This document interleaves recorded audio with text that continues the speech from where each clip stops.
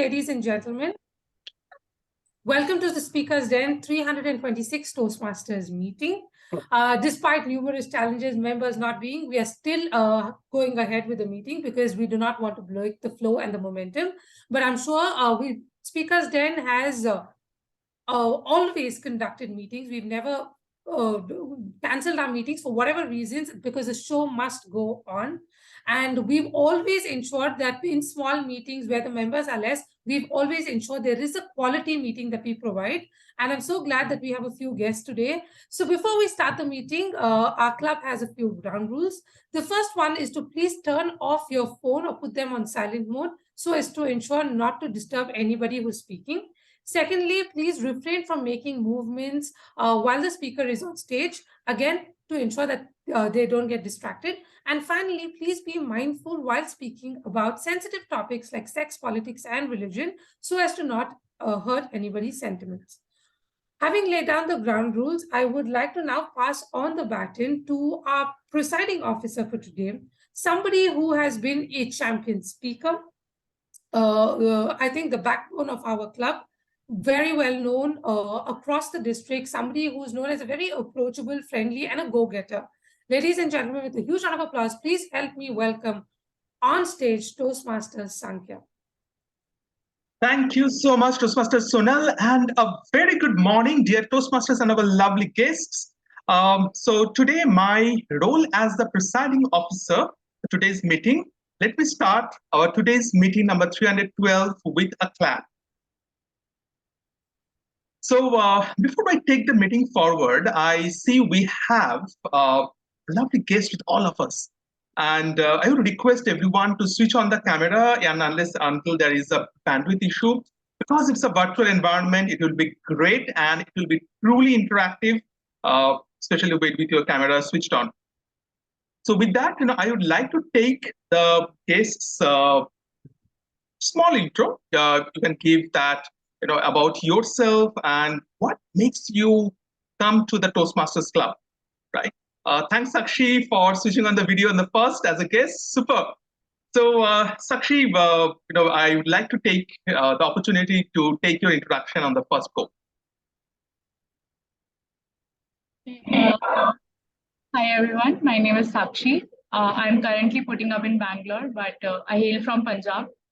And this is my first time attending a Toastmasters meeting, even as a guest. And I joined because I have some apprehensions talking in public platforms, specifically in front of a larger group of people. So I thought that it's time enough that I take some steps in that direction. So yeah, that's why I'm here. Thank you, Sakshi. A round of applause for Sakshi. Super. And next we have Ayan. Hey, and very good morning. Possible to switch on the camera, Ayan? I don't have camera because unfortunately I'm using the laptop that okay. camera. No worries. So so my name is Ayan Banerjee. I'm from Kolkata, and due to work I'm in Bangalore. I stay in Richmond Town, Bangalore.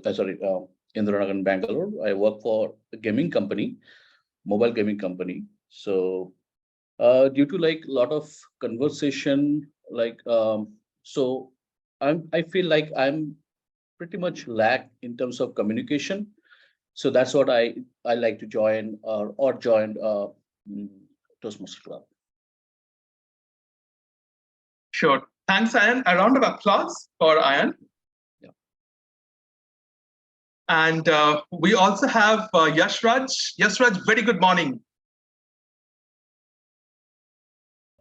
Hey, good morning. Good morning.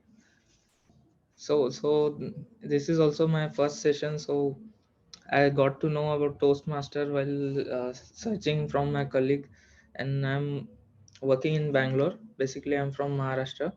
So due to work, I stay in Bangalore, and I also felt that I have some fear of stage daring and talking with the public.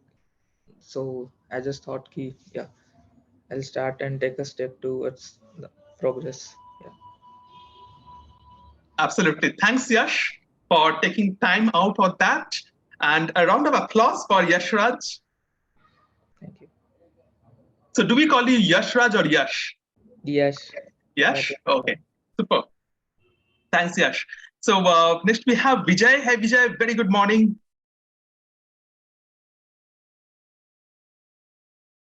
Vijay, you're on mute. Yeah, good morning, team. This is Vijay Kumar. I have been introduced from Ashish, I think. I'm not sure about the name. So last time I had joined, where everybody means last time in last week, means previous to previous day. So this is my objective of joining here is I want to uh, get more clarity on my communication with my seniors and the team. So that is the reason I'm trying to. I want to join this Toastmaster. So that was recommended from one of my friends, so where I can get more clarity in my communicating with opposite person, seniors. Thank you, Vijay. And if possible, please switch on the camera as well, because when we come to the stage, we want to see everyone. So we want to break the fear out of that, right? In case there is system latency. But thank you so much, Vijay, for joining us, and a round of applause for Vijay. Super. Now, for all the guests who have joined us for the first time, let me tell you what Toastmasters is all about and why we are so much crazy in joining every Sunday between 11 to 1.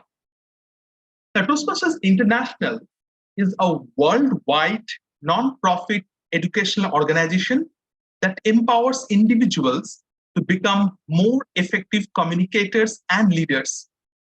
Toastmasters International was founded by Dr. Ralph C. Smedley in October 1924. Now remember this date, that's almost like 100 years old back, when the first Toastmasters meeting was held at YMCA in Santa Ana, California. Now, currently, the organization's membership exceeds 357,000 in more than 16,600 clubs across 143 countries. And coming back to Speakers Den Toastmasters Club, this is a 10 years old club, which was chartered on 25th September 2012. Now, here's a very interesting fact that is coming out, especially for the people who have joined us recently. Now, when we join Toastmasters for public speaking, there are two additional benefits which comes along the way. One is the leadership, and second one is the networking. Because once you are a member, you can give speeches, take up roles, not only within this club, but across the globe. And Toastmasters being one of the most positive platform, we do one thing which is very critical.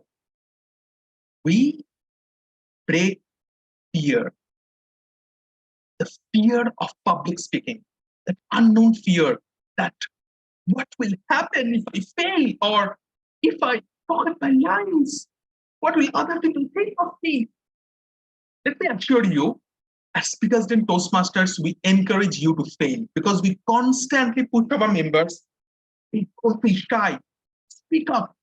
It's okay to fail. We learn from it. And one thing which will make you perfect is practice. And to do that, you need to speak up in every meeting. Don't feel shy. Don't try to switch on your video as much as possible. Let go of that uncomfortable feeling.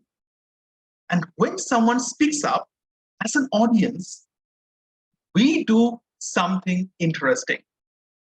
You know what's that? We clap. Because this clap is an encouragement for the speaker or the guest when they are on this virtual stage. And since this is virtual, how do we clap? Well, you can use your emojis, or you can switch your video and clap. Can we see how do we clap? Super. Excellent. Yes. Now, every meeting has a theme. And today's meeting It's a very, very interesting theme. Now, this theme is called the art of negotiation. It's such a theme that you use it everywhere, be with your girlfriend, with your boyfriend, with your office colleague, at the time of appraisal, when it is not appraisal, at the time of interview, when it is not interview, whether on the other side, whether you are sitting on the either side of the interview with the HR, or it can be anybody. A art of negotiation is one of the most important thing in our life. And who is going to conduct this? Oh, by the way, I tell you that today, the person who is going to conduct is a strategy consultant and is currently associated with the Big Four. He is a Toastmasters member since 2021 and served as the VP Education for his previous club in Bhubaneswar. He loves to participate in running events like half marathons and 10,000s, and is a travel enthusiast. Somebody who has done so many things and is associated with so many negotiation plays a key role over there. And with that, let's give with 100th round of applause our Toastmaster of the day, Toastmaster Vishal, to take the meeting forward. Welcome, Toastmaster Vishal. Thank you so much, Toastmaster Sankhya, for setting the ground for today's discussion. I would like to welcome all our fellow Toastmasters, dear guests, to this 100th meeting. I hope that you will get some bit of negotiation skill, which you can apply in your all walks of your life, be it at your workplace, be it as student, and we will know more from you, like how you have applied negotiations in various walks, like if you just connect the dots backward, and that will be something where we all will learn from each other during this session. So with this, right, let's collaborate. I invite all of you to raise your hands, pitch your voice, give your opinion on what you think about certain questions, which I would be asking next. And I look forward to your answers, and we all will learn through what you have to share in this meeting. So my first question is, right, how do you typically define negotiation, or what's the feeling when you get that, okay, you have to negotiate with somebody else? What's the feeling like? Are you feel energetic, or what's the feeling basically? And how do you define negotiation? These are the two questions I like to hear from you. Shakshi, do you want to let us know what's your thought about the term negotiation itself? The term negotiation is basically two parties meeting either midway or the decision going either of the one ways for a particular circumstance or situation. Got it. One So person might have a stronger hand, the other would have a weaker hand at it. got it. So I got one point that the decision could go either way. Yash, what's your opinion on that? Is negotiation always like a person winning and the other person losing? It's either one way, or what's your take, Yash? Let us know, please. I feel negotiation is a common meeting at the common ground where both the parties will agree with each other. Basically, yeah. Super. And now coming to Vijay, I have one quick question, Vijay, for you. Let's say there are two parties involved, right? And this person is, let's say, selling something at 100 rupees, and this person wants to buy something at 50 rupees, and the middle point is 75. Is that the right negotiation, that the both parties agrees and reach that 75? Is that what's a good situation to be in a negotiation? What's your opinion? Yeah, I would consider it as a midway. Yes, means both win-win situation for both of them in the negotiation part. It's not like one win, one lose. So if they come at some middle point, and if they're able to have a better better comfortable for both of us, I think that is a better negotiation for both of us. I would say okay, 75 will be comfortable as per the figure what you have provided. Got it. So 150, and then we landed up at 75. Got it. But Venkatesh, here's my question for you, right? So 150, we landed up 75. what if this person has only 50 rupees? He don't want to get into the 75, right? Because 50 is the upper limit for that person. What's your opinion, and how can we negotiate that the 50 is holds true? How do you think one should approach this aspect? Okay. Venkatesh, you can unmute and let us know. The person was, am I audible? Yes, you're audible. The other master is 25, but his limit is 50.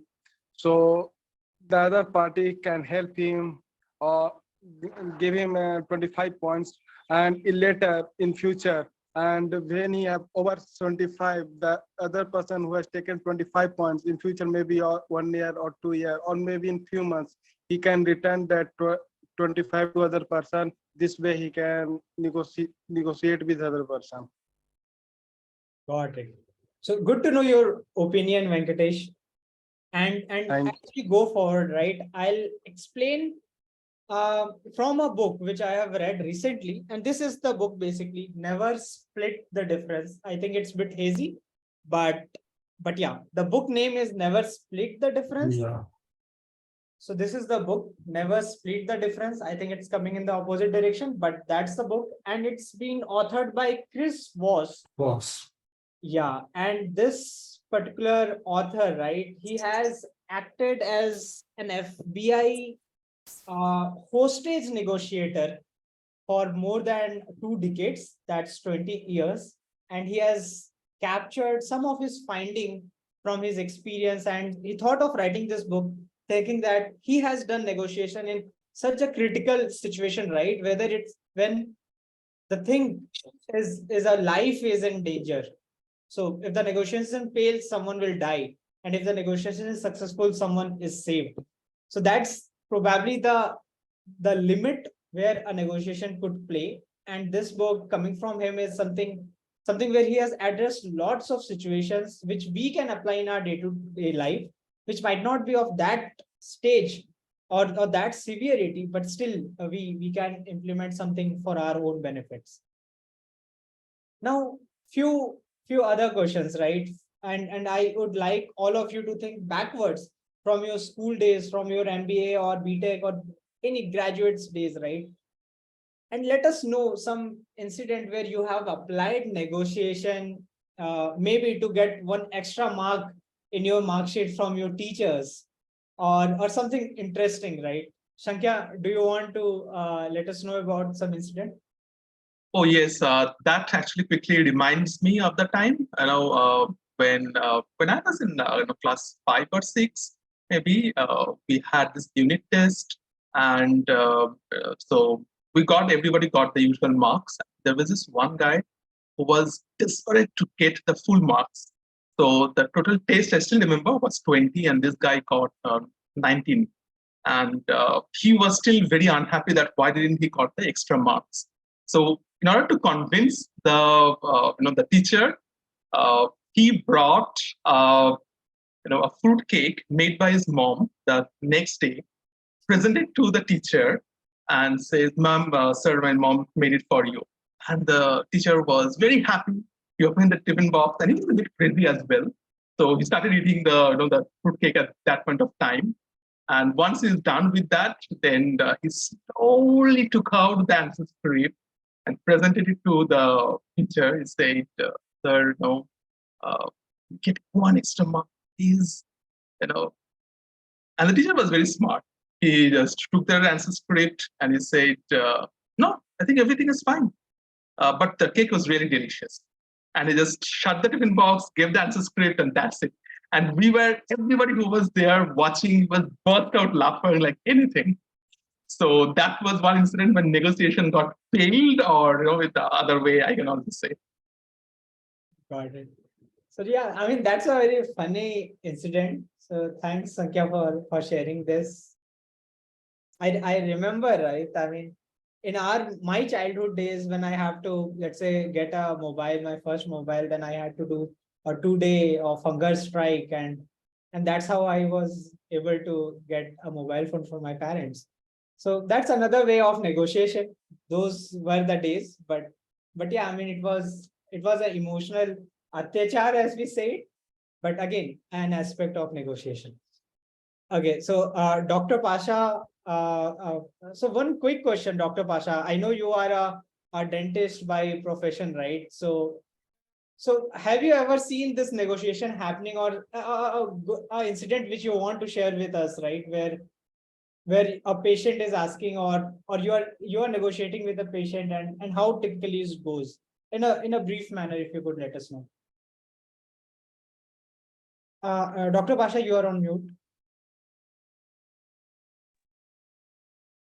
See, in my everyday daily practice, I have to deal with the patients. So every day I have to deal with the patient. So negotiation is the key, because where there is a money comes, the term negotiation arises. So because in every day in my practice, every day I see patients. So I explain the I will explain the each and everything to the patient, but about what is the importance of going for treatment, what is the significance, what benefits you will get from it. If you will not take the treatment, what disadvantage, what demerits you will have. Each and everything I will explain for 15 to 20 minutes, half an hour. But after listening all, the patient finally come up with, so about sir, how much it will cost, how much is the fee. So I will tell this much. So after hearing the fee, then I have to spend at least half an hour, 1 hour to explain why this much, why this much you are charging so much, what is the this thing. So yes, in every day I faces this problem. See, I have been practicing dentistry for 22 years. This is the most fed upping moment, and the most I have frustrated with all these things. So this is the reason. This is the reason I thought of giving up clinical practice, sir. So I am slowly. I am becoming. I am delegating my work to other dentists. I am slowly coming out of this practice because of this only one reason. Because I can't. As if I feel as if I am the whole weight of the world is on my shoulders while negotiating. I become frustrating. So this is the reason. This is the toughest task, sir, to me. To be frank with you, even after practicing 22 years, even I am struggling with the people how to negotiate. How some people will get negotiated, some people will go. This is a big this thing to me. Of course, I want to learn from you people, from Toastmaster members, to how to negotiate. Over to you, sir. Got it. Thank you so much, Dr. Pasha. I mean, that was a practical example, and that's the beauty of this club, right? Being a community club, we have people from all walks of life. Everyone have faced challenges in a different way because of their profession, because of their journey. And I mean, it was so good to know from Dr. Pasha the challenges he faced and why negotiation is a pivotal thing in our day-to-day communications. Okay, now coming to some of our working professions, right? I believe we have few working professions right now. I'd like to ask one questions, right? What's have been your experience negotiating for your promotion, your own promotion after years of hard work? How do you negotiate for a better promotion or a better salary hike within the same organization? So, Ayan or Bhavna, do you want to share a bit of story from your background on this? Hello, guys. Can I talk now? Sure. Yep. This is Bhavna Haveri from Family Office Toastmaster Club. I'm really happy to be here. To say more about the negotiation in the workspace, I am a fresher. Till date, I have not encountered any situation like that. But the negotiation which I most remember is in my college days. That too with the language lectures, I used to negotiate a lot because language lectures never ever give the marks as easily as they can give. At that time, I used to negotiate with them more. This is what I remember or I will get in my mind when I hear the word negotiation. Got it. Okay, thank you. Thank you so much, Bhavna, and welcome to this meeting. Okay, thank you. Yeah. In fact, I remember briefly, right? Even when I know I have to go for a negotiation pitch, I am presenting something, and there will be an element of negotiation definitely going to get involved. I kind of feel the pain, right? Okay, there will be some negotiation involved, how to win, how to have everything in the correct order. And I think some of these tidbits which I've learned from this book, when I apply in our day-to-day life, I think they have been successful. But I would definitely say it's the degree of practice which we put in, day out, that really makes the way, right? The probability of winning a negotiation is higher at that moment. So it's more of a practice, and I tend to find more places where I can apply these negotiation practices, so that I can practice and master the art and increase the probability of success for going into a win-win situation.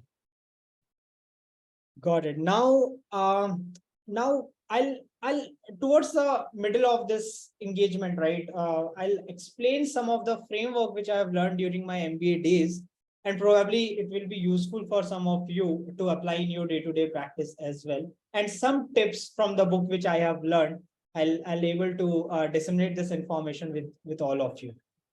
But before that, let's understand how a Toastmaster meeting typically done. And this is more for the interest of our dear guests who have joined for the first time. So typically a Toastmaster meetings comprises of three parts. First part is the speaker segment, in which there is a prepared speech. The prepared speech, the speaker basically comes prepared with their speech based on their pathways. They give the speech, and that's it. That's the speech segment. Then typically we have a table topic segment. Today also we will be having this table topic segment. And this is more like an impromptu segment in which a topic would be given to you. You have to volunteer, and for 1 to 2 minutes, you have to just create a story around that topic and explain to our audience. So this really put you on the toes in terms of thinking and presenting your ideas, which is coming in your way. There is no right and wrong answer.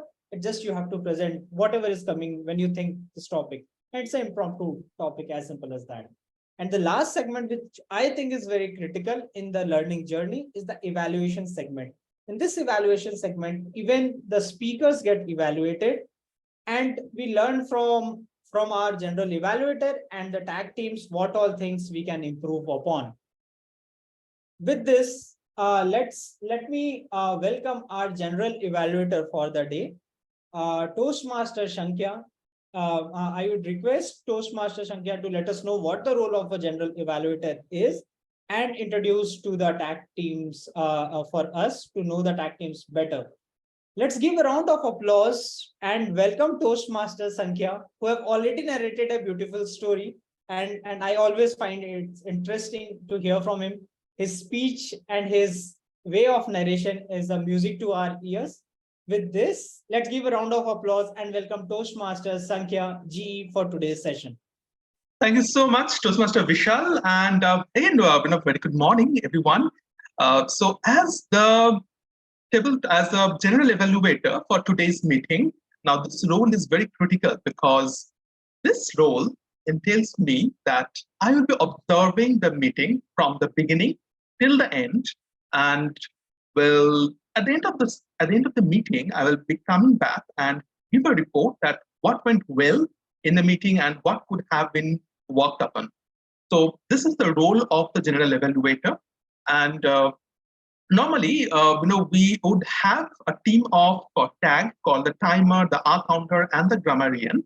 But however, today is a very special day in the division level contest, because today we are going to have a division level contest which is happening in other part of Bangalore. So most of the people are away there, but the few of us who has gathered us, we thought that okay, let's continue with the meeting. So we do not have the R counter and the grammarian, who typically takes care of the filler words and the grammarian. So I'll also take a triple hat today as the timer of the day. So as a timer, I will be showcasing the 3 timing cards. Now in Toastmasters, timing plays a very, very crucial role. Why it is? Because it's not only about the speaking, but speaking in a well effective way, an articulative way, so that you do not speak too little and you should not speak too much. And why is that? Because with this, let me show you the 3 color cards which we have. Now, what happens is during the speech, usually the speech time is 5 to 7 minutes, when I will be changing my background at 5 minutes, which indicates that the speaker has to speak minimum of 5 minutes. Then there is another alert, which is given at 6 minutes. Then I'll be changing the color at yellow. And finally, there is a red alert, which indicates that we given at 7 minutes. Now the speaker has another 30 seconds to wrap up the speech and to complete. In case the speaker overshoots the timing of 7 minutes 30 seconds by even 1 second extra, the speech will be disqualified. Now similarly happens in the table topic as well, which our table topic master will be taking on.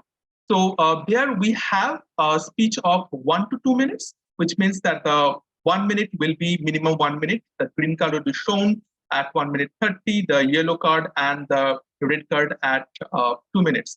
So similarly, for the evaluation of the prepared speech, the timing will be 2 to 3 minutes, which means again, minimum the evaluator has to speak for 2 minutes at green card, then at 2 minutes 30 seconds, the yellow, and at 3 minutes, the red card. Now, these are the various timing cards which we will be having.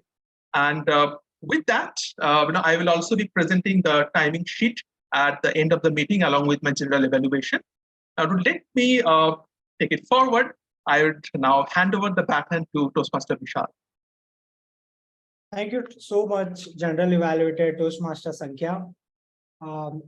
So we look forward to the evaluation segment and learn the feedbacks, the loopholes which we are currently practicing, and try to fix it based on these feedbacks. And that's why the feedbacks are really important and a breakfast for champions. Now coming to the first segment, right? I would like to hand over the stage to our first evaluator, Toastmaster Sonal. And as Toastmaster Sonal will be introducing who is the target speaker for her and what's the objective of the speech. So let's welcome and give a round of applause for Toastmaster Sonal. And let me introduce Toastmaster Sonal for the benefit of all our guests. Toastmaster Sonal is the current Vice President Education of this club, that is Speakers Dance Club. She has already been 2 times Triple Crown winner, immediate past president of India's first Toastmaster club, that is Garden City Toastmaster Club. She's been division finalist in international speech competition, table topics, and evaluation contest for multiple times for District 92. And she's been the area runner, second runner-up in international speech championship, table topics, and evaluation of District 49. So with all these accolades, let's give a round of applause to Toastmaster Sonal. Toastmaster Sonal, it is all yours. Thank you, Toastmaster Vishal, for that very, very comprehensive introduction of me. So our speaker is attending an elective project, and he's just he's particularly asked me to evaluate him on body language and voice modulation. This is the 7th or the 8th time he's attempting an elective. So this is an out of the manual project actually. And he wants me to specifically note down on body language and voice modulation. Now, coming to the speaker, timer, please note, I'll be the timer. So the timing is between 5 and 7 minutes. And coming to the speaker, since Vishal has asked me to introduce the speaker is somebody who I, as a VP Education, bank on. If nobody is there, I know who to go to. And this person does me a lot of favors by taking up various roles. And he asks me, what is the role that you want me to take? He gives me multiple options. So he's every Vice President Education's dream member. I would like to thank him for that. and also somebody who has varied interests, not just in Toastmasters, but what I've observed is this person he has knowledge about current affairs. And that's quite phenomenal because he keeps sharing it. And even when I was the president of another very, very legendary club, he would do me favors there also. So extremely resourceful person. So if our guests need speakers in their respective home clubs, this is the person to reach out to. Ladies and gentlemen, with a huge round of applause, please help me welcome our only speaker for today, Toastmaster Abhishek Sinha. Thank you, Toastmaster Sonal, for amazing description describing about myself. So with that, I would like to start my speech. And if you imagine, if there is no struggle, then there is no progress. If you have stood on mountain of no's for 1 year. So throughout my journey, I have learned that motivation is the key factor for achieving your goals. So I try to go through a lot of videos and some of the motivational speech where I get motivated for a certain period of time. So last time I saw a motivational speech and read a lot of books also. That time, for 1 day, I was very highly motivated. Yes, I can do it. The first day, what happened? I was able to work on a task which was a part of my goal, and I was able to accomplish for 1 day. Then second day also. But third day, I got distracted. And I was searching on WhatsApp, Facebook, other things. And fourth day, then I lost. I was not able to go through and accomplish certain task. So how many of you believe that motivation is the biggest factor, or it's not the biggest factor in achieving your goal? Anyone or can highlight on this? I think it's really important, Abhishek, to have the motivation and in fact to visualize ourselves at the end of the goal. What the entire story will look like, how we'll celebrate after winning the goal, and then to proceed towards that. So is it the biggest factor in achieving our goal? I guess, yes. Anyone else? Yeah, motivation is the weakest. Am I audible, Toastmaster Abhishek? Yeah. Motivation is the biggest factor because if we want to achieve something, we should have motivation. If we do not have motivation, then we will get easily bored. But motivation at keeping the energy at same level at the end of the task is very important to achieve our task. Okay, fine. So how many of you have set a goal and not able to achieve New Year resolution or certain things you have planned? You're highly motivated, but still you fail. Is it correct? Am I correct? Then what is the biggest factor in achieving our goal? Any guess? Anyone, any guess? Taking actions as well to back those motivations. Motivation is required. I do agree that motivation is required, but it's not the biggest factor. Determination.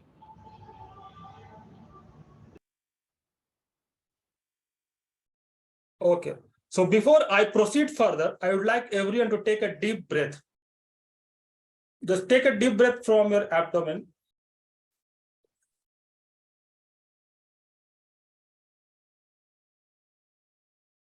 So how do you feel after taking a deep breath? Inhale for 3 or 4 seconds and exhale for 10 seconds. So how do you feel? Anyone? Just inhale and breathe from your abdomen. So how do you feel about that? Venkatesh or Toastmaster Sonal? I felt more relaxed. Okay, that's Same. correct. So deep breathing is the biggest factor in achieving your goal. And this is based on science, and a lot of people, they have accomplished using this technique, and it has dramatically changed their life. The reason being, if you go to the science, deep breathing activates your parasympathetic nervous system, and parasympathetic nervous system is more relaxing. And when you are more relaxing, then you can come with more creative ideas, and you can come up with a more idea. You can solve your task easily. Another thing is when you are doing shallow breathing, because 99.9% time or 80% time you breathe from your chest, shallow breathing. We don't pay attention to our breathing. So shallow breathing, if you take, then you breathe from here, then that activates sympathetic nervous system. So sympathetic nervous system is responsible for stress, and it doesn't know how to combat stress. Lot of stress, anxiety, whatever happens, because people, they don't know proper deep breathing. And then again, someone will ask how it's related to accomplishment of task. So accomplishment of task, what are things required when you set up certain goal? One is your attention, your focus. Then you should vibrate at same energy as energy of the goal. And if I am not wrong, is everything related to mind? Toastmaster Vishal? Yeah, I think it's very much related to mind. Yeah. And everything is related to mind. Then if you know, as per science, 30 to 50% oxygen is required by your mind, and remaining oxygen required by other parts of the body. So when you do deep breathing, and it activates parasympathetic nervous system, which in turn activates amygdala or prefrontal cortex. And anyone has idea why prefrontal cortex is required? What is the purpose of amygdala, prefrontal cortex? Anyone? Okay, if prefrontal cortex is required for attention, for focus, for clarity, and similarly amygdala also. So all these four things are required for attention, focus, and this thing is required for goal setting. So when you oxygenate our body with deep breathing, then we try to oxygenate our brain cells also, because brain cells require 30 to 50% oxygen, and we come up with more and more creative ideas because we are more relaxed. We are more, we can think more in more relaxed way, more creative ideas will appear. So the next thing is how that relaxation you can achieve, how to achieve that relaxation. So one thing is you can lay down a lot of time after throughout your day, whenever you want to focus more, you can practice in a minute 5 or 6 deep breathing. You can just try, put your hands here and you try to breathe in a minute 6 or 7 times, deep breathing. And that you can repeat every 1 or 2 hours. You can check or you can see your progress. That will have an impact.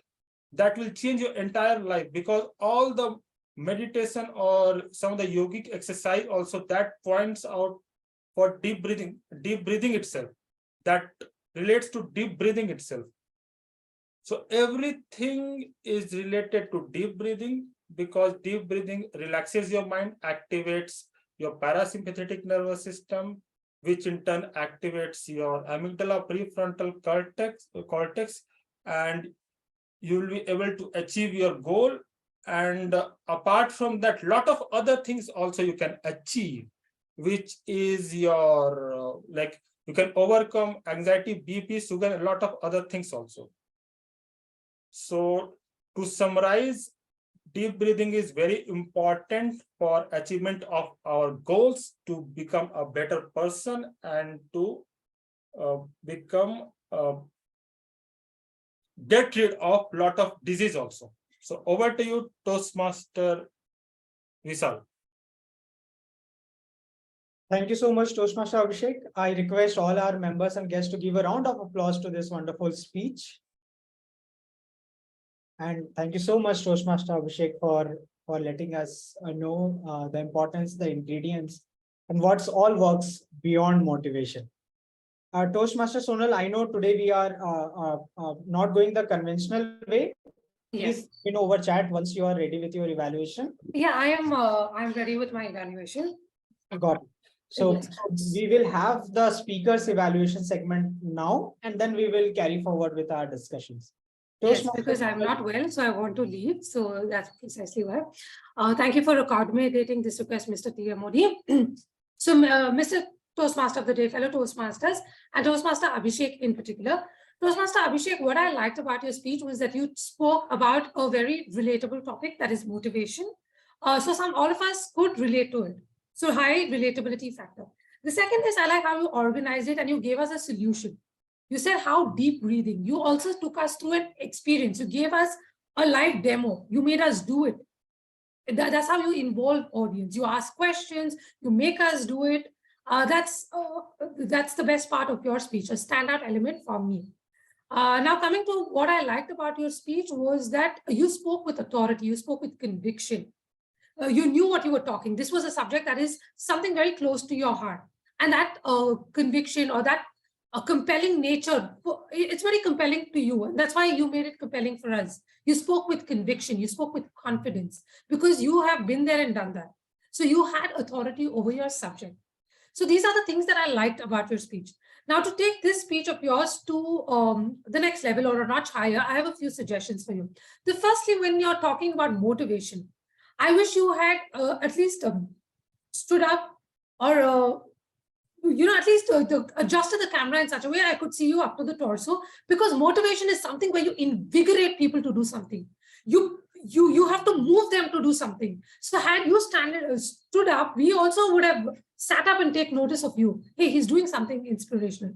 The second is you quoted a lot of facts and figures saying, science has backed it. Yes, science has backed it. But you are a level 4 speaker now. You're not a novice speaker. I wish you had told us where you got the research from, quoted the papers, quoted the reference material, so that it would authenticate. You would have had more credibility, garnered more credibility as a speaker. And the final suggestion, I'm giving these hard-hitting evaluations because Abhishek is a tenured speaker. So a speaker of that caliber needs to be evaluated like this. And finally, the final recommendation is, I've observed you use your right hand a lot and you don't use your left hand. So you have something called as crutch gestures. Maybe you'd want to balance it out by using both your hands so that it doesn't look like the other hand is not doing anything. All in all, a very relatable topic. Thank you for sharing this with us. I hand it back over to the Toastmaster of the day, Toastmaster Vishal. Thank you so much, Toastmaster Sonal. Let's give a round of applause for this wonderful and insightful evaluation. Coming back to the theme. So I promise to all of you that I'll show a framework and let me give a background of this framework, right, which you can leverage for any negotiation going forward. So let me know, just by chance, any of you have heard the term ZOPA? Z-O-P-A. Anyone? Let's reverse it. Give a round of or raise your hand if you have not heard the term ZOPA. Z-O-P-A. Okay, Venkatesh did like this. I don't know whether he knows or don't know, but No, I don't. That's good. Okay, got it.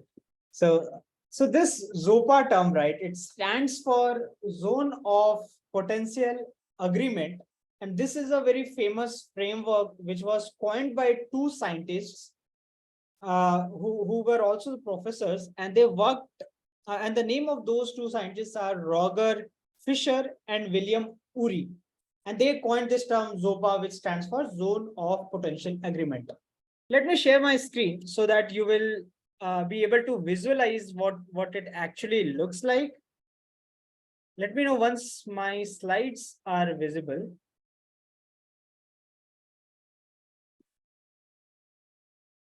Is it visible right now?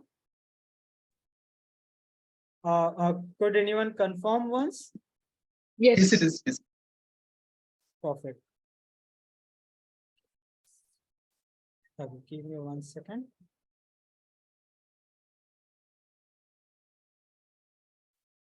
Okay, so this, if you could see my screen right now. Yeah. So zone of potential agreement, right? I'm not using the screen show mode so that I'll be able to hover my mouse and let you know what it means. So this is a typical ZOPA negotiation example. Let me just increase the size a bit. Yeah. So typically as buyer, right? Think like you are purchasing something from someone. And typically that's where we will find ourselves in most of the situation, right? We are purchasing something, a vegetable or fruit or anything like that. So this is our buyer's range because we are now a buyer, right? Our range is, let's say, $1,400 to 2,000. We have an upper limit and a minimum limit, right? So this 2,000 is really important because that's the maximum amount that you are willing to pay. You don't want to go beyond that 2,000, and 14,000 is the minimum amount. Now, when it comes think from the seller's perspective, the person who is selling those vegetables or anything, the goods, right? They do have something called the cost price, the price what they are incurring to buy that good. And in this case, the seller price, the minimum price, right, is 1,600. This is the minimum price that the seller must get from us, otherwise he or she would be in loss. And then the person starts the MRP, right? Or the amount when you ask for the first time, what's the amount of this particular vegetable or something? They will, let's say, quote 2,300 this dollar price. Now that's the seller's range. They can go till 1,600, while the maximum is anything, right? That's not the key over here. And the zone of potential agreement, it means the trade is successful, there is a negotiation, and we are able to get the goods, and the seller is also able to sell the goods. And that's the win-win situation for both of us. And that zone is where negotiation actually happens. And that's known as zone of potential agreement, ZOPA, which is the range of 1,600 to 2,000. So basically 2,000 is our final amount and 1,600 is their minimum amount, beyond which they will not sell if we ask for additional discount. And this is the middle layer, is the zone of potential agreement where all the negotiation happens. Now, very quick question, right? So this is an example of positive ZOPA that sellers quotes 800 to 1,000, and our range is 700 to 900, and we know kind of 800 to 900 is where the agreement is. We can land up to 850, it could be 900 or 800, right? Still, it's in our bucket as well as in seller's bucket, and the negotiation will typically happen over here. Well, there could be a case where the ZOPA doesn't exist. For example, in this particular scenario, right, our range is from 1,400 to 2,000. The seller's range is 2,200 to 2,500. There is a gap, there is a void, and that's the no ZOPA moment. If we know that 2,200 is the final price the seller is able to give discount to, and he cannot afford giving any further discount, then that's the no ZOPA moment, because we have our upper limit capped at 2,000. And in this case, to be very frank, there is nothing you can do because that's a complete mismatch, right? And to be very frank, and the way this author of the book, right, Chris Voss, has also quoted that no deal is better than a bad deal. And this is one of those situations where you don't want to get a deal because it would be a bad deal for you. And that's why no deal is often better than a bad deal. You don't want to go back and see why I have shed so much amount when that was our upper limit was already set as 2000, for example, in this particular case. So this is a very exciting framework. The key over here and the tips which I will provide you, which I've learned from this book, right? And the secret sauce is basically understanding and knowing what would be the minimum price the seller is going to bear. Because we know our upper limit, we know our lower limit, right? So for us, we know 1400, we know the 2000. We know the seller's upper limit, which they are quoting basically, which is 2500. But what we don't know and what is the missing piece in this entire puzzle is the minimum cost that the seller can go. The minimum the minimum cost. After that, it's a no deal because it's a loss for that particular guy. So the entire negotiation is all about identifying what's the seller minimum thing, the 2200 in this example, and that's where the negotiation happens, because we want to identify what's their lower range. And once we know that lower range, it's either a negotiation is done or a negotiation is not done. But without knowing this, it's very difficult. And that's the art of this negotiation. How do we know the minimum value that the seller is ready to give the goods for? Let me know if this makes sense. If there is any, what's your understanding, any doubt, anything, the floor is open. Please unmute and let me know if you have any question. Or if this is super understood, then give a thumbs up so that I know you have understood the framework in entirety. Okay, I received one thumbs up from Bhavna. Shankya, thank you so much. Shakshi, good. So at least we know the framework, right? What this framework is all about. The zone of potential agreement is the key term. And I'll explain after the table topic segment, how can we get the lower limit and how to identify at least or guess at least the lower limit, what a seller is able to give. And that's the area which we want to identify during negotiation. Now with this, let's go to our next segment, which is our table topic segment. So I would request, I think Toastmaster Pasha is our table topic master. But one quick question to our presiding officer Sankhya. Are we going ahead with the round? Yes. We will have both. Okay, so we can start with Venkatesh. Venkatesh. Okay. So Venkatesh will. So this is a round robin. Let me just share what we will do, and Sankhya, feel free to correct me. I'll provide a word or a phrase to Venkatesh, and Venkatesh will start speaking on that phrase.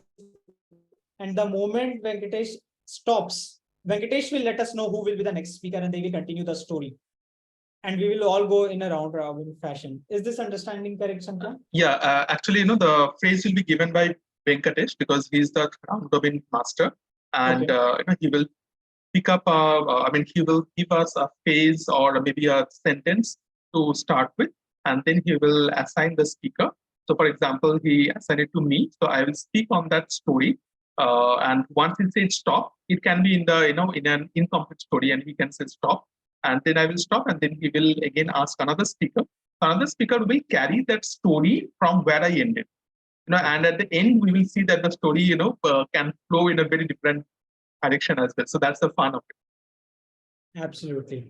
So let's welcome our round robin master, Toastmaster Venkatesh. I request everyone to be on your toes to unmute yourself as soon as you hear your name and start building this story. And please listen very actively because that's the crux of this.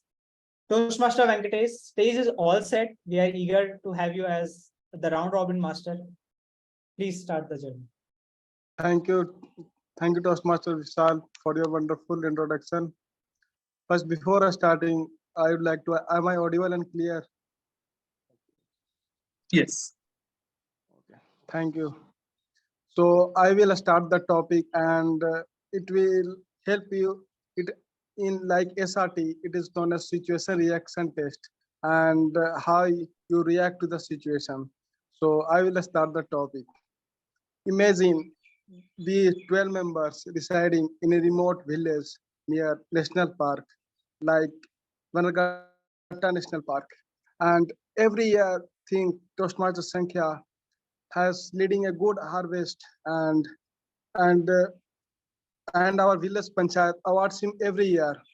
But this year, Toastmaster Vishal has has put all the efforts to grow well, and he's leading to take the award from the Toastmaster Sankhya. But but Toastmaster Vishal came to know that from national park, one white elephant is roaring from here to there, and it may cause his harvest very badly. So over to you, Toastmaster Vishal. Oh my God, I have to win this award for this particular zoo. And I know Toastmaster Sankhya is a superb organizer and gardener, and he could really win this. And this elephant is coming all my way, and he will destroy all the field which I have prepared for years. Now, definitely, I know there is another third person which can help me and which can feed this elephant with the long trees and the land in his land.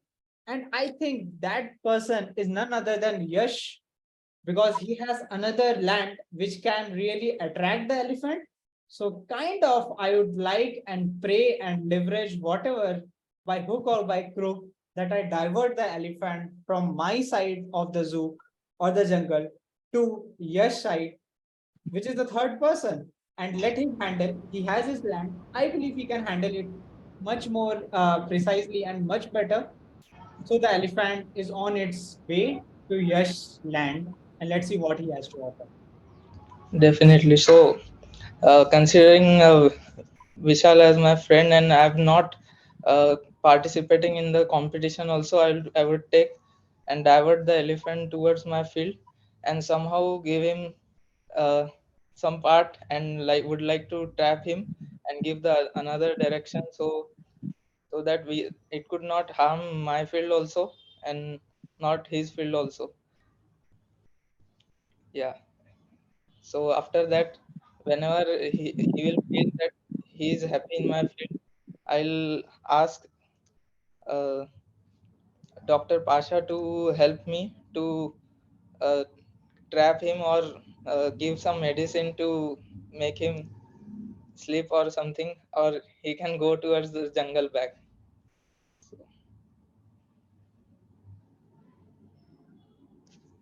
You're on mute.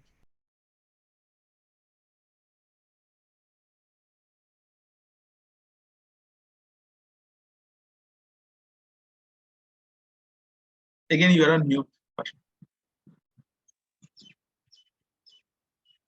Okay, I wanted to help Vishal, so I'll take Vishal's call eagerly.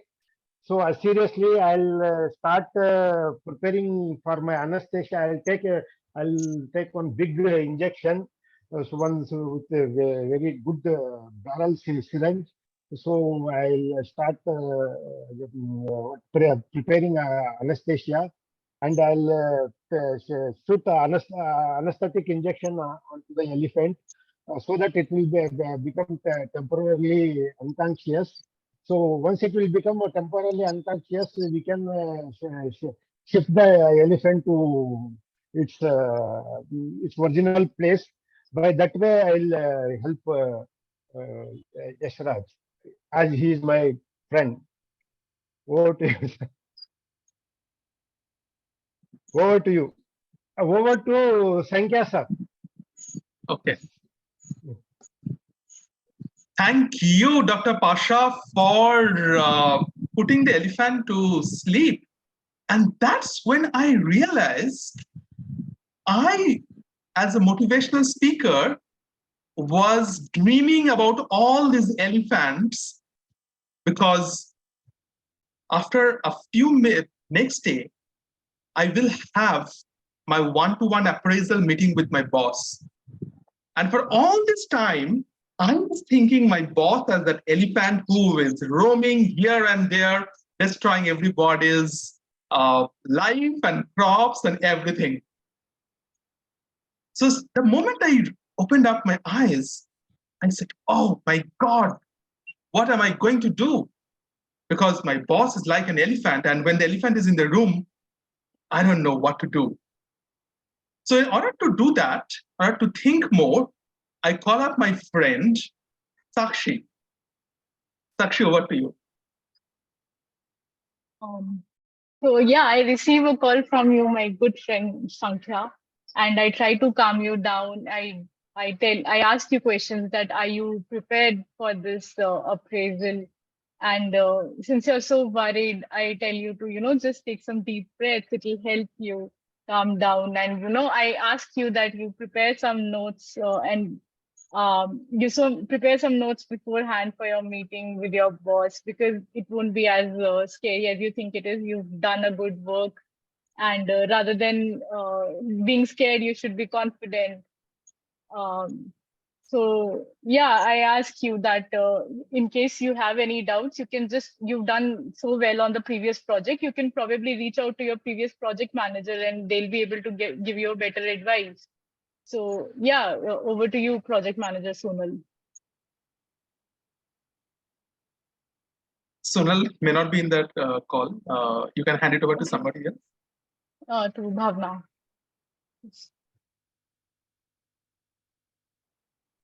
Sorry, guys, pass to Vijay Kumar.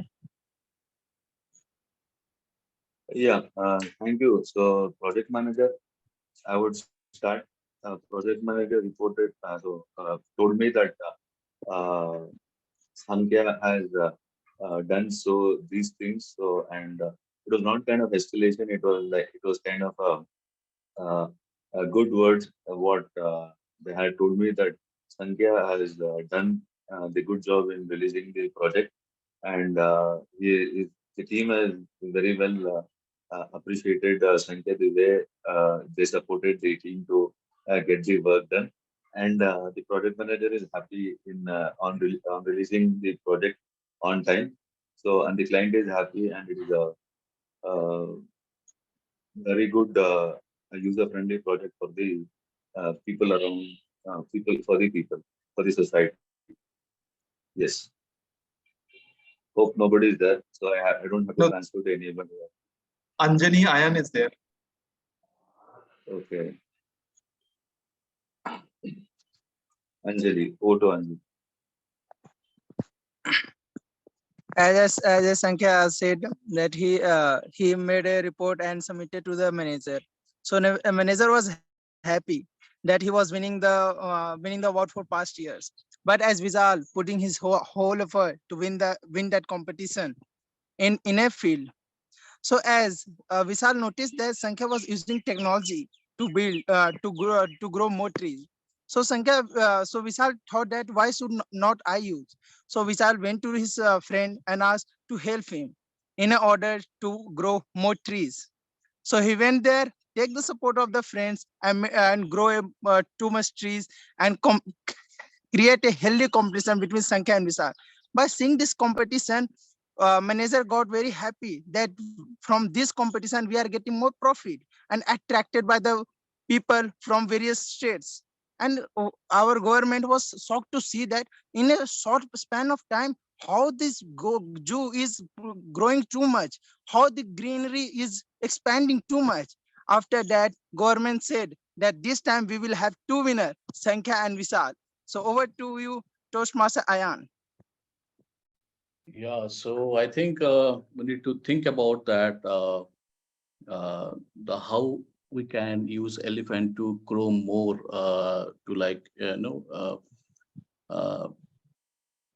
to cultivate more cultivate more grains so that it will help us, I mean, over all of our uh, group as a group. So I heard elephant is good, I mean, doing good when they listen music. So I think somebody can help or do the R&D. So I asked Venkatesh to do some kind of R&D team and just make those elephant happy and to grow more grains, and it will benefit our team. in future. You can hand it over to Venkatesh. Yeah, Okay. Venkatesh. I think everyone is covered or anybody has left. Everyone covered. Okay. So what we can do is we can avoid this elephant, like we have to call the forest department, and the team will arrive, and they will first of all they will give injections to first he will be felt unconscious, and slowly he can be translocated to far away and maybe other national park, and it will be very far away from the human habitats, so that his life can be saved and our agriculture field will grow very happily. So over to you, Toastmaster Sankhya. Thank you so much, Toastmaster Venkatesh. A big round of applause for Toastmaster Venkatesh. And now I would pass on with the baton to our Toastmaster of the day, Toastmaster Vishal, for the next session. Thank you so much, Toastmaster Sankhya. So Venkatesh, I think we are the winners, right?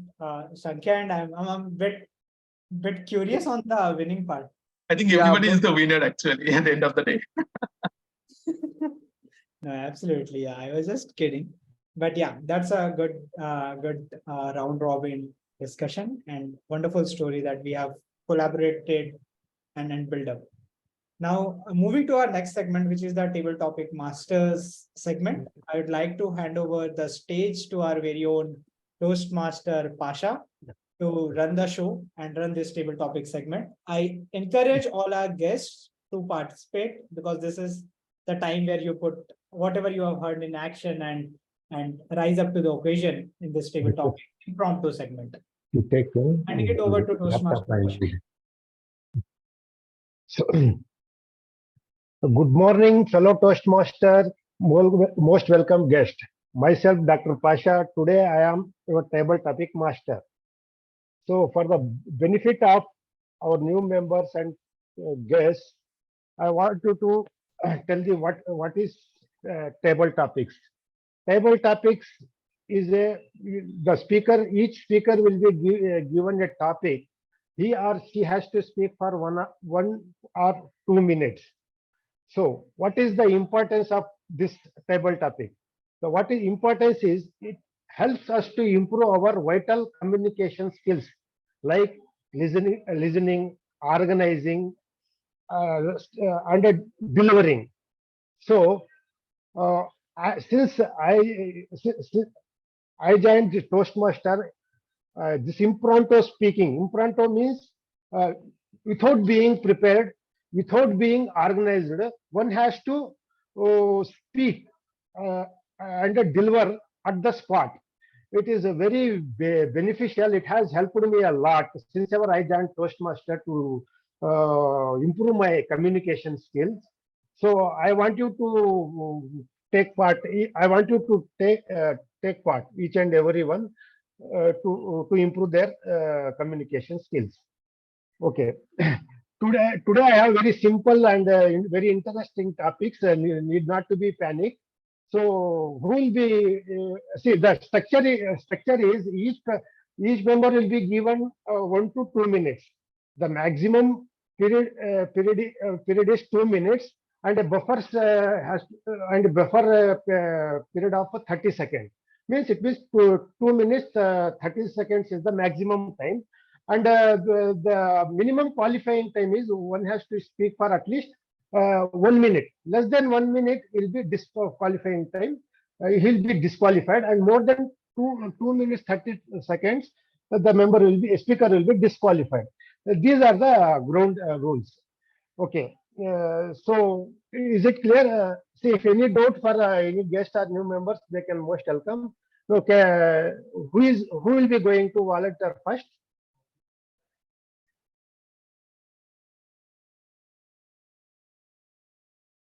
Or shall I pick from the audience? So I want you to. I'll pick Sankhya sir. Sure. Would you like to take Yeah. take up the topic? Yes. Sir, your topic is what makes life easier?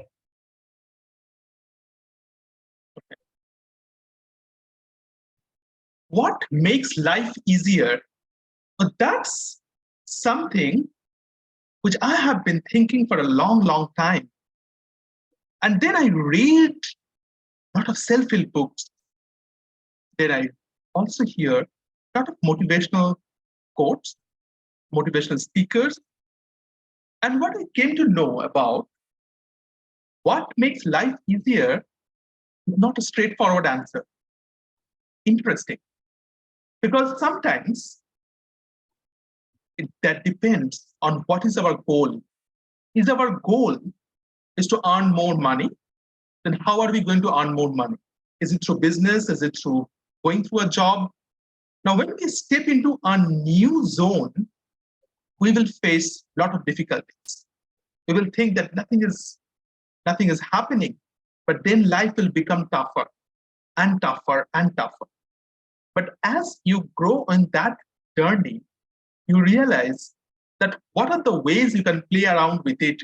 Then you come to a zone which is called the comfort zone, where you know that what are the challenges you are going to face and what kind of how you come out of that one. Then your life becomes much more easier. You are happy because now you also have a constant flow of money as well. Now, the moment you come to another zone, because as humans, we all want more. A salary structure at a certain point of time, what we think, it may not be applicable maybe after 2-3 years because of the constant need as a human being. So it might be a more growth and a more journey towards the uncomfort zone that you want to. But however, on the other hand, some people might say that yes, whatever I have is I have, but now I want to spend more time with my family members. The more you spend time on a qualitative time, again your life is more so. So it depends on your goal, on where you are, and what you want to achieve. Over to you, Toastmaster Pasha. Thank you so much for very lovely take up on this topic, sir. You certainly concluded that life is not life is life. It is how it makes easier. It is nothing grows in comfort zone. So thank you so much for it. The next topic will be who would like to take the next topic, or else you can give first. Sir, this topic I would give this topic to Abhishek sir, Sakshi. Sakshi, would you like to go for the topic? Sure. Sure. Sakshi, your topic is what you love to do. Okay. There are a lot of things that I like to do. Okay. Can please someone else take this? I'll take the next one, please. Okay, can I change the topic for you, Sakshi? No, can just someone else go? I'll probably go next after that. Okay, fine. Who will take up the next topic? Venkatesh has raised his hand. Okay. Venkatesh, your topic is what is your biggest phobia? Phobia. Thank you, Dr. Pasa, for your wonderful topic. Yeah, actually, I do not have much phobia in life, and as I growing each day and every day, every phobia will become normal, as every human being feels. But my biggest phobia is in recent times I have developed, like I am very afraid of doctors. Because Thank you. yeah, because I have seen so much of incident, like if we take to the patient to the hospital, if she became fine by giving proper medications, and the doctor said the disease is curable and she will be fine. But the opposite is that someone who does not have much money or wealth to treat that disease, and he goes to the hospitals, and he has to go to the very expensive hospitals in their locality, and the doctor said that you have around like 10 to 12 lakh you have to spend, and then you can and you can save your patients. If the patient is more than 60 years, it does not bother. But if the patient is in younger age, like 20s or 15s, then and he's not financially good, then it will be a big problem. And losing a person at that time is very drastically for the family. And yeah, that's why I'm very afraid of going to the hospitals. Thank you. Over to you, Toastmaster. Thank you. Thank you so much for your take up, Venkatesh. The thing is, you need not to be fear for all the doctors. See, in every society, every this thing 1 or 2% this thing will be there, but in our doctor fraternity is not divided of that. So, as I am a doctor, I am telling you, because trust is the name of the game for our fraternity, for medical fraternity, but all are not like that. But for this thing, if any disease, any this thing is needed, see, money is the this thing you all know that money is also a vital part in everything. Okay, next topic. Who will take up the next topic? Who will go for the next topic? Anjani, okay. Anjani raised your hand. Would you like to Yes. take up the topic, Anjani? Yes, sir. Okay. Anjani, your topic would be, I have a very interesting topic for you, Anjani. What gives your life meaning? Can you repeat, sir? What gives your life meaning? Okay, life meaning, sir. So what gives your life meaning? Yes, sir. As I am serving the life meaning. When you are always busy in something, is giving you life meaning. As the youngster are busy in just scrolling the mobile and watching the TikTok videos and short videos, they are spending a time, but they are not using meaningful of their time. As I used to, as I am using my time as precisely by getting busy in reading books or watching some videos related to knowledge. It gives me more confidence, as I have met with new people. On first day I was not confident, but on a second day I used to be confidence more and more. It gives me meaning that I am living my life well. As we grow for 10 to 20 years, we think we have not done anything. As a youngster, I think you always be busy in doing something. As you are a prime minister also, never think his life is end. Do more. Life is not short. Live your life. Thanks you. Back to Toastmaster Dr. Pasa. Thank you so much, Anjani, for your take on this topic. You have put it very well.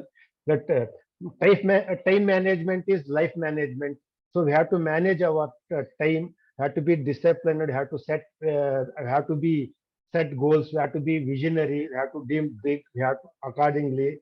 So overall, your conclusion was to make a mark on humanity. To like that you have told. Thank you so much, Anjani. So who will be going to take Abhishek sir? Abhishek sir, I want to give a topic. Okay. Sir, your topic would be how you define success, sir.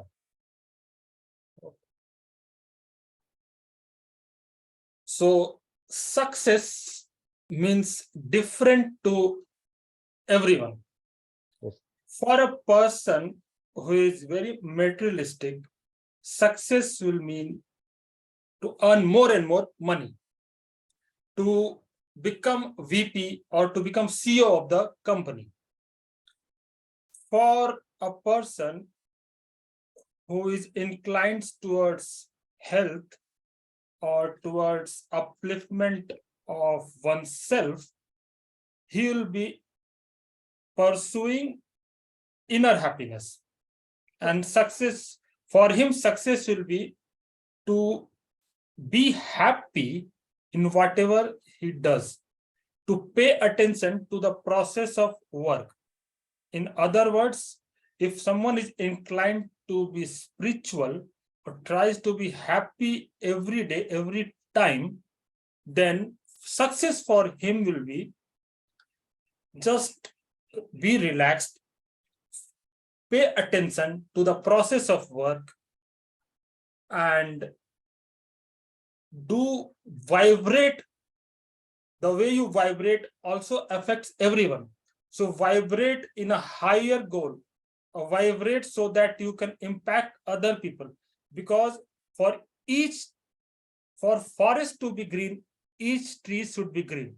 So if each individual is happy within himself, then the entire society will be happy and will be prosperous. So over to you, Toastmaster Pasha. Thank you for this beautiful take-up, sir. You define very well. Success is different for different person. Beautifully you have explained, sir. The next topic will be who will be going to take up or else Yashraj Rawat. Would you like to take up the topic, Yashraj? Yes, sure, sir. Yes. Your topic would be, what are your top 5 personal values? Top 5 personal values. Okay.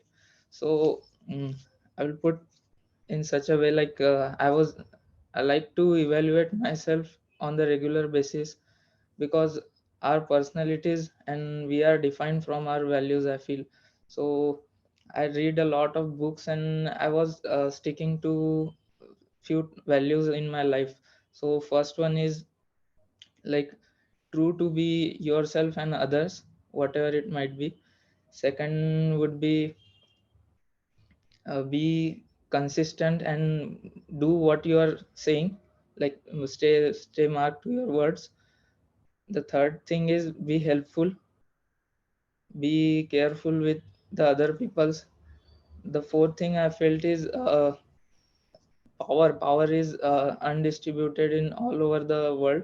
So just with my experience I've thought like there is a natural rule that says ki the powerful will be the survival of the fittest. So that means, but now here where we are living in a such a humanized world that if you have a power and still you are helping the powerless one and giving that equality, that feels there is something which makes us human. So that is one of my fourth value. And the fifth one I would say to consistently growing. So I like to learn from everyone and be better from what I'm yesterday. And also I would like to say that the values doesn't stay rigid for every time. It should change with your experience and the time. Yeah, thank you. Over to you, So sir. beautifully spoken about you told about the truthfulness, integrity, commitment. Beautifully explained. Thank you, uh, Master Yashraj. Next topic, I have one topic for TM Vishal, sir. Would you like to go for it, sir? Sure, Toastmaster Pasha. Sir, today as your theme is a negotiation, so I had since childhood that I've been hearing since childhood that two golden rule for negotiations are never sell. One is never sell. Second is uh, build trust. Build trust. These are the two most difficult. However, for me, I want to learn from you. So, what is your take on this, sir?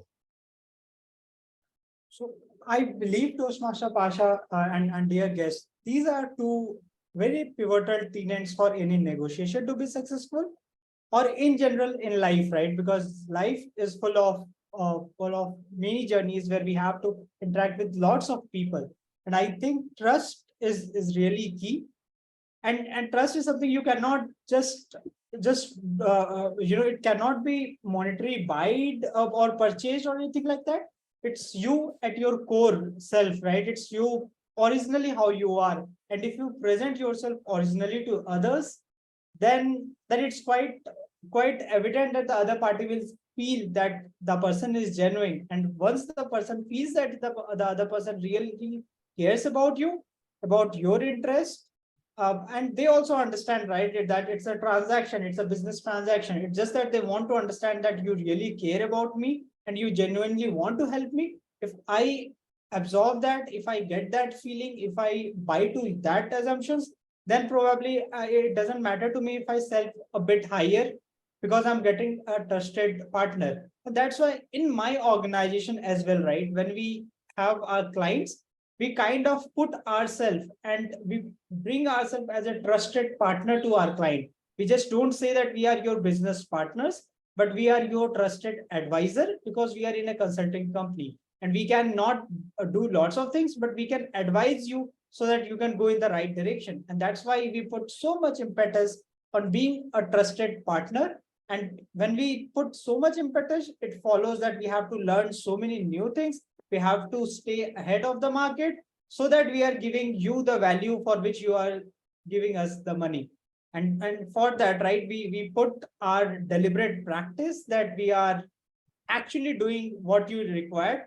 We are actually setting you in the right path, and that's why we are sharing the money. And if we have to learn for that, if we have to burn the midnight oil, we all are ready to do it.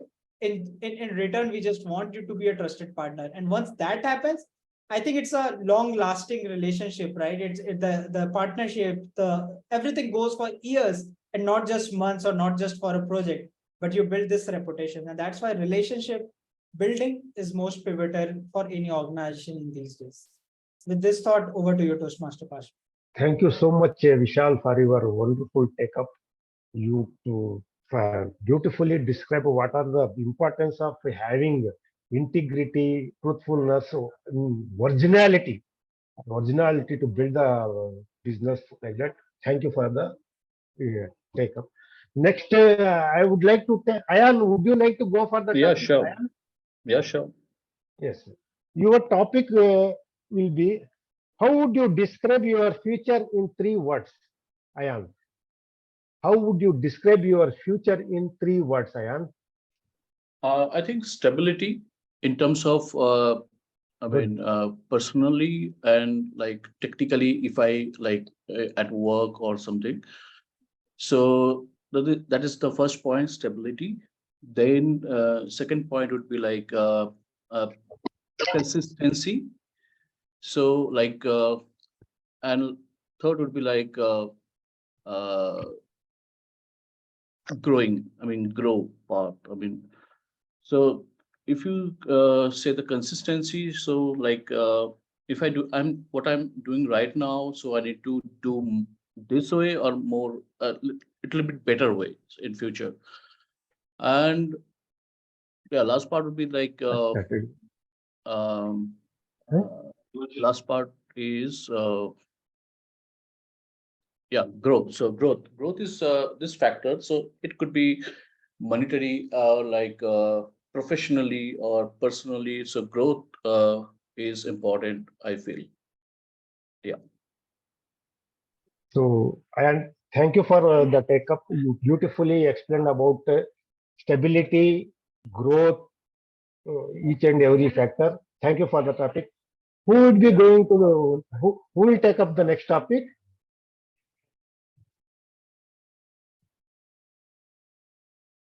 Shakshi is raising her hand, Toastmaster Pasha. Sakshi, would you like to go for the next topic? Yeah. Sakshi? Yes, she has raised her hand. Yes. She is not audible. Am I audible? Ah, yes, you are audible. Okay. What stresses you out? What stresses me out is speaking on public platforms like this, specifically when I'm cold called. But yeah, so this is, I think, what stresses me out are uncertain situations, something which I'm not prepared for beforehand, and this is something which is this is a this is something that that's a work in progress topic for me. So I think although these situations, they do stress me out, I try to push myself in those directions. What also stresses me out, so the stress could be in terms of either the unpreparedness could be in terms of either a public situation like this, or maybe or it may be something uh, at work. It doesn't have to be speaking just in a public forum like this, but it could also be in terms of deadline approaching and the team is not prepared enough. It could be an exam approaching and I am not prepared enough. So yeah, unpreparedness is something which stresses me out. But ensuring that I do take measures towards those problems, I think that's how I deal with that. So thank you so much, Dr. Pasha. Thank you so much for the wonderful take-up, Sakshi. Very nice. So I have, sir, do we have time to go for another one or two topics, sir? Sure. One topic. So the last topic, who will be going to take up the last topic? Who? Bhavana? Bhavana? Yes, Pasha. I'm ready to take the topic. So your topic would be, what things in life should always be free? Once again, please. What things in life should be always free? What I say is, instead of thinking much, we should act more. All our life we just spend by thinking more and more. Instead of that, we need to start acting according to the things we think. Just thinking don't give the solution. Acting according to the way we think will give the solution. Instead of getting panicking, we should do the work first. Instead of putting the resolution at the year starting, we should start to do the work which we have thought before. I think acting is what makes us more free than just planning. Thank you. So thank you so much, Bhavana, for the wonderful take up. Sir, I want to go for one topic, sir. Who I would like to take up one topic, sir. Vishal, you want to give the topic? So, I want to take up one topic, sir. Sure, Toastmaster Pasha. So let me give you a topic for you. Yes, sir. Topic is whether we should watch cricket or not. And you can choose anything, whatever you feel like. Sir, watch cricket or not? Instead of watching cricket, if you play cricket, it would be very far more better for our health, our general health, our mental health, our overall health. So watching does not give you anything. Playing, instead of playing, acting, be in the field, practically go and exercise. It will benefit you a lot.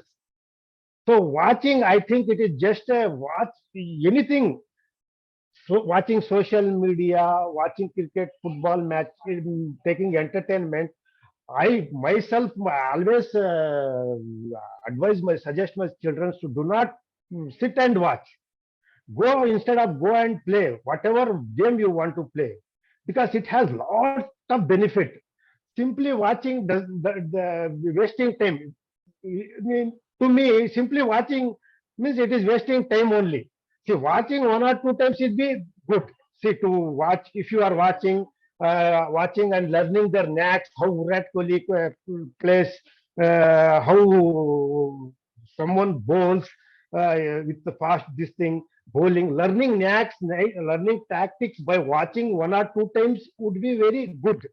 But simply watching, wasting time for a longer period of time, it is totally, it is a waste of time. It will put up you on weight. It will make your health ill. It make you inactive. It will keep you in. It will what? It has many side effects. Like it will spoil your eyes. It will spoil your eyes. It is very because it will lead you to headaches, all those things. Because our mental, our mind will not grow when we come. Because when you continuously sit in front of laptops and all these modern equipments. Over to you, sir. Thank you for the topic, sir. Thank you so much, Toastmaster Pasha. I think I given a wrong topic to a doctor, but to safe to say, I mean, you kind of persuaded us to discontinue our Tata Sky subscriptions. But wonderful take, and the energy that you brought, I mean, with all the actions was something superb and amazing to say the least. Now, having said that, before we jump to our evaluation segment, let me explain some of the rules and some of the tips that I learned from this book. Probably it would be useful for all of you during your negotiation, be it a normal buying, purchasing something from the market or anywhere in real life, right? Because at the same time, I believe that the opportunities that we get in our day-to-day life for practicing negotiation has drastically reduced thanks to Ola, Uber, urban company, but the prices are kind of technology driven. It's fixed, right? Earlier, it was not the case. Wherever we have to go, we have to put our number, we have to bargain, we have to practice. So the opportunities have actually reduced in this situation. And we all have to find a way to practice it on a day-to-day basis. Now, here's one thing which Chris was talked about, right? Number one is we have to focus on the other person. You have your mindset that this is my one price, this is my maximum price, but we don't listen to the other person. So listening is really a key. What the other person has to say, why he cannot go beyond a certain price range, is something which we have to understand to make a to understand and empathize with the other person and understand the rationale of them. Second is, even during a negotiation, even during a tough negotiation, we should try and we should smile a bit, because when we smile, it creates a positive environment. It sets a tone for collaboration. It gives the other person an impression that you are open for negotiation, you are listening to the other person, you are kind of amicable in nature, and you are understanding the problem and trying to figure out a solution. So even though it's a tough situation, things not going your way, do not forget to smile, keep smiling. That brings lots of energy and top of the mind thinking. Third is focus on clearing the barrier to agreement first. We know there is a barrier, right? There is some gap, some problem, and we have to move the mountain against that. So, for example, you are in a salary discussion, right, with a new employer, and then they offered you a number, let's say 30 lakh package, and you are like, no, I should ideally get 60 lakh package, and there is a delta of that 3 lakh.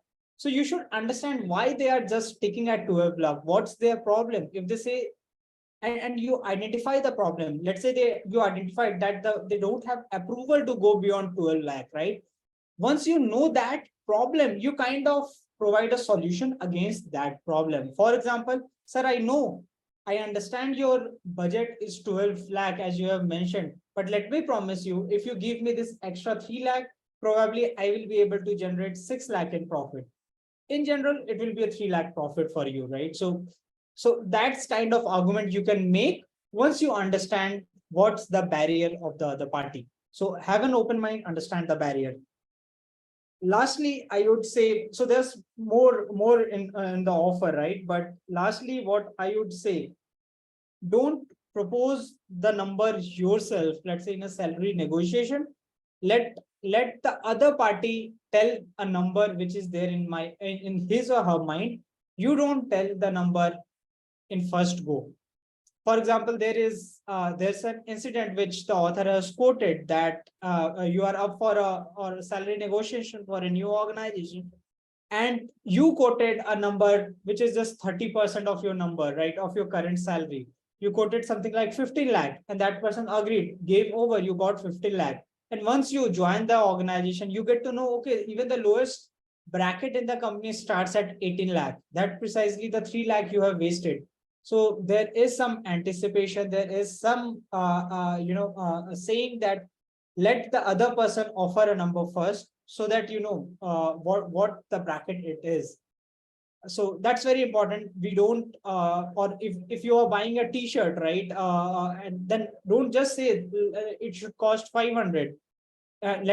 You ask the number first, what is the cost of this, let him say 1000 or 800, and then you start the negotiation. And a quick way which the author says a matrix or a framework is Ackerman model for negotiation. Let's say your maximum amount is 100 rupees. You first quote 65% of that number. Let the other person says, no, that's too much, that's too little, please increase your number. So start with 65%, then go to 85%, then go to 95%, and then finally 100%. So break it down into layers, and 100% would be your maximum amount. And more often than not, you would be successful negotiating it at 95, 80, or 75%. But don't just start with 90% or 100%. Bring it down to 65, 85, 95, 100. And that's a matrix Ackerman model. You can study more about this as well. So these are some of the tips to learn the trait and practice in day-to-day life. There are more. I definitely encourage all of you to read this book, Never Split the Difference. I loved it, and I'm hopeful that you would all like this book as well. Now, without further ado, let's start the evaluation segment. I would like to hand over the stage and invite General Evaluator Toastmaster Sankhya for this. Thank you, Toastmaster Vishal. And I will start off with the last segment of this meeting. As a general evaluator, I will be giving the evaluation into two parts, or this general evaluation session into two parts. The first one would be the timing session, and followed by my overall evaluation of how the meeting went. So as far the timing is concerned, as a speaker, Toastmaster Abhishek took 7 minutes 25 seconds, which is within the time. Toastmaster Sonal, as the evaluator, took 2 minutes 28 seconds, also on time. Now coming back to the table topic segment, myself, I have taken 2 minutes 20 seconds. Venkatesh has taken 1 minute 50 seconds. Anjani 1 minute 8. Sakshi 1 minute 14. Abhishek at 1 minute 44. Yash 1 minute 53. Vishal 2 minute 26. Ayan 1 minute 6 seconds. And Pasha at 2 minute 20 seconds. Bhavna, you could have spoken a little bit more because you ended at 43 seconds, right? So with that, let me go back to my second segment of the evaluation. Now the meeting started at around 11:05, and Sergeant at Arms Toastmaster Sonal has started up with this meeting. All the rules she has spoken very nicely, but however, there was one rule which could have been updated. She spoke about switching off the phone, because since it's a virtual environment, so switching off the phone may not be feasible. What she meant was that you have to keep on the mute button on, especially for the audio. And in case you are moving away from the seat, or if you are speaking with someone, or then you have to keep your camera switch off. Otherwise, it is always advisable to keep the camera on, so that it's a virtual session and it will be more interactive. Thank you, Toastmaster Sonal, for that. Next, the handover was passed on to me. I, as a presiding officer, took the guest introduction, which is also one of the important thing of Toastmaster, because that will help to make the guests feel more comfortable as they're coming to the speaker stand for the first time. And I explained the rules of the meeting, the history of Toastmasters, then the speaker stand, the history, and why it is important. Then the handover was taken by Toastmaster of the day, Toastmaster Vishal. So Toastmaster Vishal what an engaging, brilliant topic that you have chosen. The negotiation, because a theme like this is very, very attractive, because in each and every phase of our life, we undergo such a brilliant way of negotiation. Sometimes we fail, sometimes we win the war of negotiation, right? So there are various segments which you have taken up. The things which I really liked on on your entire theme, one is you at the beginning you also come up with the props, which is the never split the difference, the book that you have showed up, and you also told that okay, this is written by the FBI director. Uh, so that also hooks the audience to know that wow, if something like this is there, because I haven't read the book, I will go back and I will start reading the books. I'll take it from Amazon e-Kindle, which I'm a fan of, and I can also get hold of it. I'm sure many of us will do the same. Also, you showcased a few points on the PowerPoint. Now, PowerPoint is a very strong tool if used effectively because it gives a visual representation of what you want to say. And the way you portray that, the ZOPA, what is the minimum price, what is the maximum price for the buyer and the seller, that was brilliantly done. It was so simple, yet so effective strategy that you have adopted. Kudos to that one. Overall, the entire session was very, very engaging as Toastmaster for Toastmaster Vishal. Let's give a round of applause for our Toastmaster of the day, Toastmaster Vishal.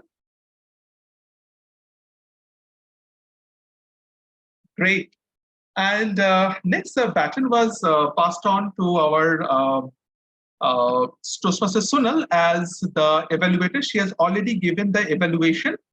So just wanted to keep 1 or 2 points extra for Toastmaster Abhishek as a speaker. Toastmaster Abhishek, what a I know you are very, very passionate about talking about motivation, and I see a lot of improvement that you are coming up with your speech. But however, I almost agreed with all the evaluation points that Toastmaster Sonal has given. However, also to add it up in order to give it a more engaging one, because as a speaker, it's not only the content that is important. Of course, content plays a huge role, but overall, effectiveness, 20% of that effectiveness comes from the control part, and the remaining 80% how you are telling it or how you are giving the the story out of it, right? So standing point, if you are standing, and you could have more option to move around the room if it is possible. Secondly, on the eye contact, because normally when we speak, we don't look at the camera. But as a speaker, it's very important to look into the camera, because the moment I'm looking right now into the camera, everybody will feel that okay, I'm speaking to you, right? So that is something as a speaker is very important that you should come up with. Either otherwise, normally we tend to look into the speakers who are there in the camera. I can see in the screen, but while I do so, I lower my eyes a little bit, and then the speaker may not think that we're looking at them. So that is something which everyone as a speaker, we also have to practice on that part.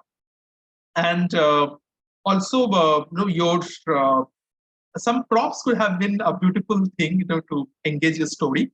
For example, if you give a doll or something or anything, which you can create a story out of that one. So that would be more, because your content plays a huge role, and there was a lot of information that you have put in. But information, when it is translated to story, that will give a lot of hook for the audience, right? So, but apart from that, brilliantly done. Thank you, Toastmaster Abhishek. Let's give a round of applause for our speaker of the day, Toastmaster Abhishek. And then the baton was passed on to Toastmaster Venkatesh, the round robin evaluation, the round robin. The story that you come up with, I was thinking what kind of story you will be coming up, and that was a very, very different topic, because we are not used to listen to elephant, the farmland, and everything. So that you put a very beautiful way of thought into everybody's mind, and everybody was thinking how to take the story forward. So, and here, along with Toastmaster Venkatesh, every one of you plays a big role in carrying the story. So kudos to everybody, because The moment we think about the story, we are creating that impact and the thought and imagination coming up, and then we are coming up with the story. And if you see, how brilliantly everybody put their story and everybody took the story from where other end. We never knew that where the story is coming from and how it will end. But everybody put in their thoughts. So let's give a round of applause for Toastmaster Venkatesh and everybody, in this platform. Let's give a round of applause. Seriously, that was brilliantly done, and especially for the guests who are coming for the first time. You do not know what's going to come up, and you have taken it absolutely fantastic. Kudos to everyone for that. And last but not the least, for Toastmaster of the day, Toastmaster Pasha. So Toastmaster Pasha, as now you are becoming a seasoned Toastmaster, I see. Now, when you explained, you didn't start or you jumped to giving the topic. You first explained very nicely that what is what is a table topic and why it is important, because we have guests who may not know what is that it's all about.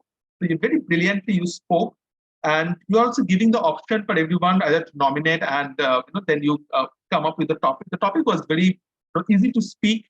It comes from the heart when you were speaking. Just one word of advice or small recommendation over here. As a table topic master, it's very important to engage the audience. When the audience is speaking, it is also important to listen to them effectively. I know you are in a stage where it's your the dispenser or the hospital where you are currently in, and you are speaking with a couple of people. But what makes that happen is the speaker will think that you are not engaged with them, so they will feel distracted while they are speaking. That will also impact. So as a table topic master, it's very, very important to listen to the table topic and also to engage everyone. But apart from that, the rest of the things brilliantly done. Let's give a round of applause for Toastmaster Pasha.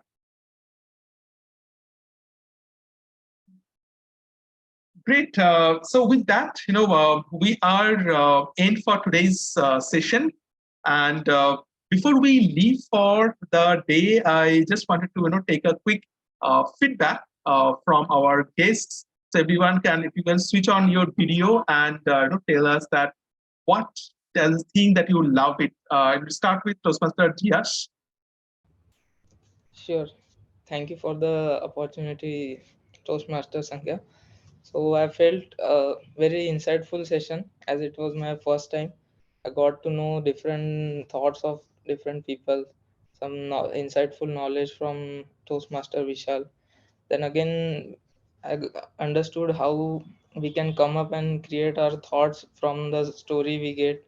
Then after the table and the random topic without any time to preparation, that will help to uh, manage our mind thoughts in our mind and improve our communications and stage daring in the communication skills. Yeah. Absolutely brilliantly said, Yash. Give you a round of applause for Yash. Thank you. And Sakshi, would love to hear from you. Yeah, hi. Thank you for the opportunity, Toastmaster Sankhya. And it was a pretty insightful session. Just like Yash, it was my first session with Toastmasters as well. And I really like the flow of how things are conducted here, right from the opportunity of getting, I think, for example, Abhishek, he spoke, Toastmaster Abhishek, he spoke really well. So I think this opportunity of speaking at length of 5 to 7 minutes, engaging the audience, it's a very interesting approach towards not just building your communication skills, but also in engaging other people and listening skills as well. The part about evaluation, so the Toastmaster Sonal gave a very descriptive evaluation. So it gave a lot of useful and helpful insights that, even I would be able to inculcate in my speeches going forward. So I felt that overall group effort, it was a really good flow. And the last two bits, which were the round robin and the table topics, it gave a chance to think on the spot and be able to communicate, be able to talk impromptu. So I felt that that's a really interesting way of putting your thoughts into words at the moment itself. So this is something I felt really I overall really like the flow of the thing, and it was a good learning experience for me. So yeah. Thank you, Sakshi. And I, hope you come to the Toastmaster meeting every Sunday, and everybody learns from it so much. In every meeting, because every meeting is very different with each other. Thank you so much. Let's give a round of applause for Sakshi. Awesome. And love to hear from you, Ayan. Yeah, I think everybody done good speech. So thanks to Toastmaster Sankhya, Toastmaster Vishal, Toastmaster Abhishek, and Toastmaster Dr. Pasha. I think I arrived right place, so probably I can communicate better way, because I don't like to speak more. So as you have noticed, I very I speak very little. I don't I know I need to break it and uh, yeah, talk more. So I think it's the right place. I'm happy with that. Absolutely. Just that's something. We are on the same boat as you.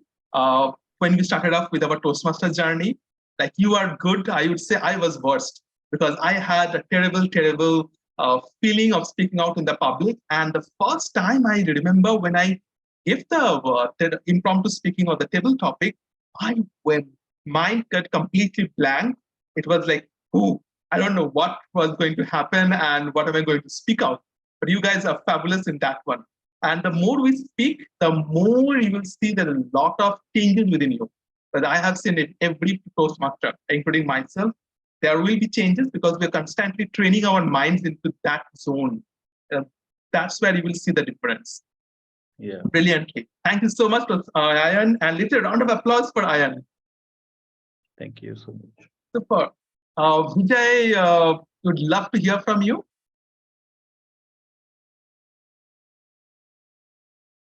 Vijay, if you are there. Okay, we'll go to Hi, I'm sorry. Actually, I'm slightly busy because okay. Today was only I get free time to do a little bit of personal work. But sorry this time. No, but no worries. No worries.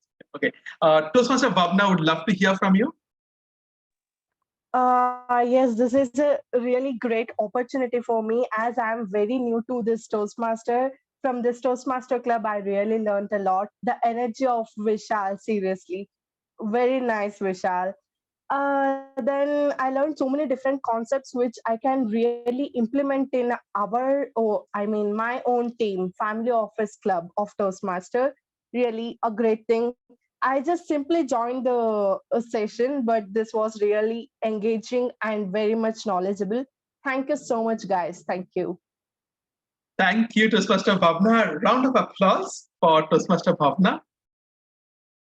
And that was brilliantly said. And that's the flavor and the uniqueness of the Toastmaster, because once you join a club, you can visit to any club. You can also speak around, because that will also give a different kind of an audience. So that we come out of the comfort zone of speaking with the same audience in the same club.